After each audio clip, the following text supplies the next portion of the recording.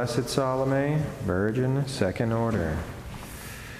Salome was a daughter of the royal family of Prince Lescun V, and a sister of Boleslaus the Chaste, the virginal spouse of Saint Kinga. She was born at Cracow, the capital of Poland, in 1201. At the age of 3, according to the custom of the time, she was betrothed to Prince Colman of Hungary, a brother of Saint Elizabeth of Thuringia, and was sent to the court of King Andrew II in order to be raised according to the customs of the country. The little girl proved to be a child of grace and a model to all with whom she associated. When the day of her marriage arrived, both spouses resolved to preserve their virginity. They preserved their vow intact to the end of their lives. The pious couple vied with each other in their practices of piety and penance. With the consent of her husband, Salome received the habit of the Third Order at the hands of her confessor, a Franciscan friar. Following her example, many of the ladies at the court renounced worldly pomp and vanity, and the palace took on the appearance of a convent.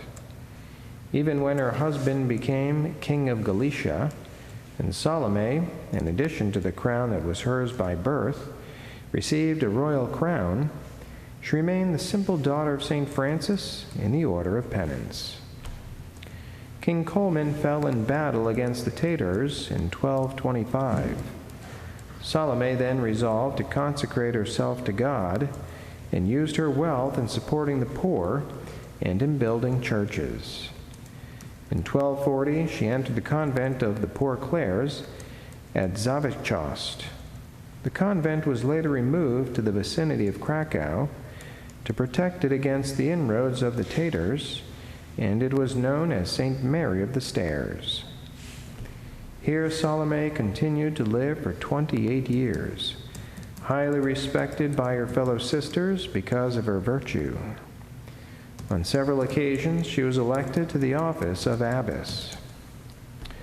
When she was 67 years old, she was seized with an illness one day during Holy Mass, and she predicted that her death would follow shortly.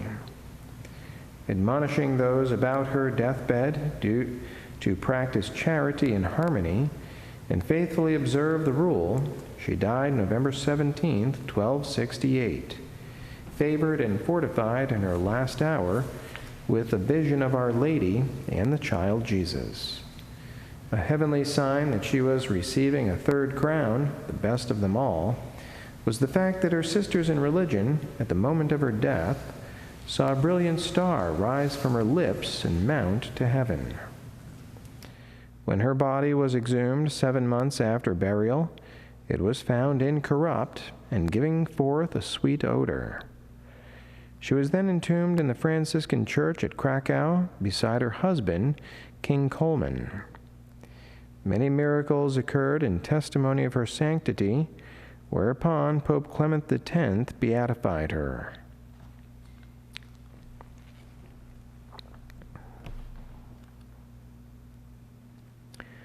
On purity of heart. Consider how precious is the virtue of purity of heart, which shone so brightly in Blessed Salome. Christ pronounced Salome blessed in advance when he said, "Blessed are the clean of heart, for they shall see God." Matthew 5:18. Blessed are such souls even here on earth, for they possess that interior bliss which results from a good conscience and from the right order of things preserved, despite the warring emotions of the heart. The pure of heart also win the affections of their fellow men, just as little children are beloved by everyone. The greatest blessing of purity, however, is the assurance of eternal happiness. For, says eternal truth, they shall see God. Should we not be eager to acquire this precious virtue?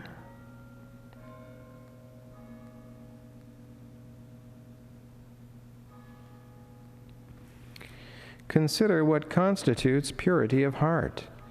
It consists not only in rejecting all indecent, impure desires and affections, but also in conquering all the other passions which stain the soul, especially injustice and avarice, pride and vanity, lying and deceit.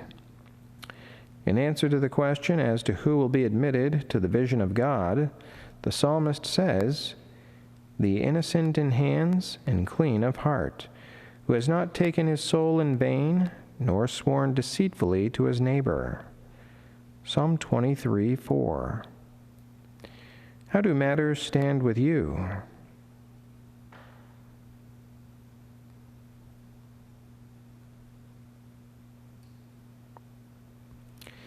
Consider how we can preserve purity of heart. Be ever mindful of the high origin of your soul. A person of high birth needs only to remember his distinguished extraction in order to refrain from doing anything unbecoming. Your soul is of a most distinguished origin. It has been created by God Himself, according to His image and likeness. It has come forth from baptism a child of God and an heir of heaven. If sensuality, pride, or avarice attack your soul and threaten to stain it, say with Blessed Salome, "I am of too noble an extraction, I am too distinguished in birth, to yield to anything of that sort." And then banish the tempter with contempt. Mindful, however, of your weakness, do not fail to plead with the prophet, "Create a clean heart in me, O God." Psalm 50:12. Prayer of the Church. O God, who didst combine in Blessed Salome contempt of an earthly kingdom with the luster of virginity in the married state, grant, we beseech Thee, that imitating her example, we may serve Thee with a pure and humble heart, and deserve to attain to the imperishable crown of glory in heaven. Through Christ our Lord. Amen. Blessed Salome.